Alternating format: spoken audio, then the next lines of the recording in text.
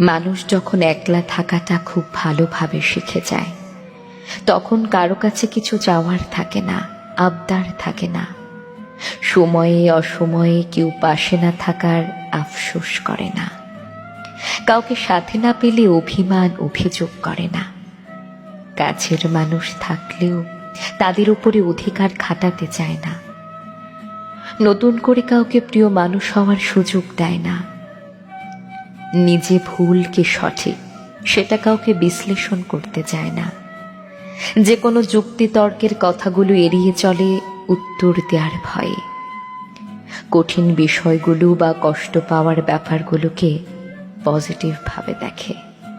প্রচন্ড রকমের আত্মবিশ্বাসী হয়ে ওঠে নিজের উপরে। অনুভূতিতে ব্যাপক নিয়ন্ত্রণ। এদের প্রথম প্রায়োরিটি হয় মানসিক শান্তি। বিশ্বাস এদের খুব দামি, তাই